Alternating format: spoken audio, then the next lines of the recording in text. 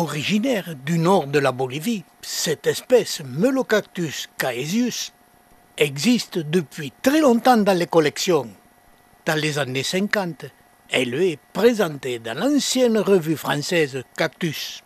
Et en procédant toujours par le semis, depuis plus de 40 ans je cultive cette espèce. Sur ses propres racines, mais aussi greffées, mais toujours sur Cereus jamacaru.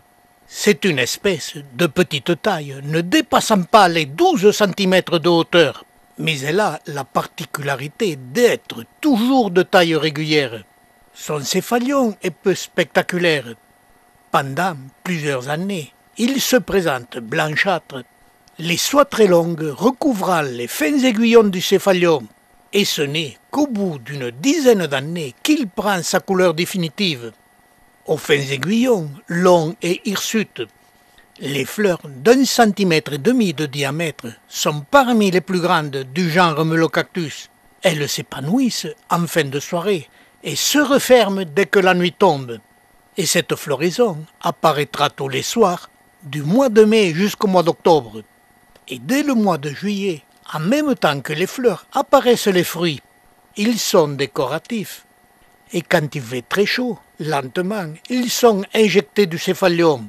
La culture de cette espèce est légèrement différente de l'ensemble du genre Melocactus.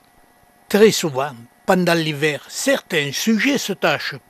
Ce sont des taches dues au froid, qui en général ne font pas mourir ces plantes, mais laisseront définitivement des plaies disgracieuses, ce qui indique que cette espèce doit être hivernée au-dessus de 15 degrés, en sachant que la demande de chaque degré supplémentaire augmente rapidement la facture du chauffage.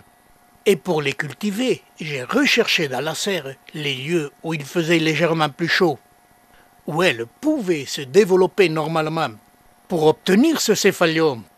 Mais pour de nombreux sujets, ce manque de chaleur provoquait un arrêt de la végétation.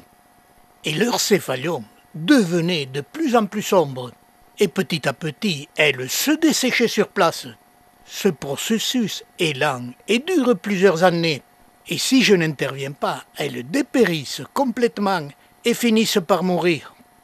Je les arrache et je constate que les racines ont pratiquement disparu. Puis, je nettoie ce qu'il reste de racines et j'applique ma méthode de sauvetage des Melocactus en les repiquant dans mes vases en suspension qui ont à leur base une petite soucoupe.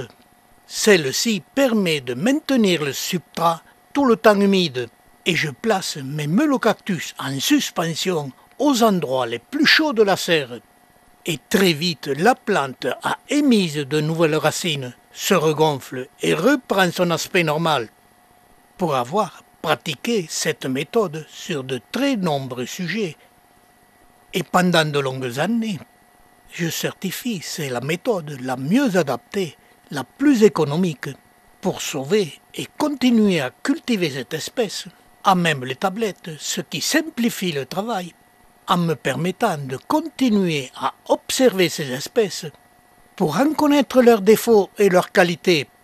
Elle est autoféconde et donne de superbes fruits coniques qui contiennent un très grand nombre de graines permettant de perpétuer l'espèce.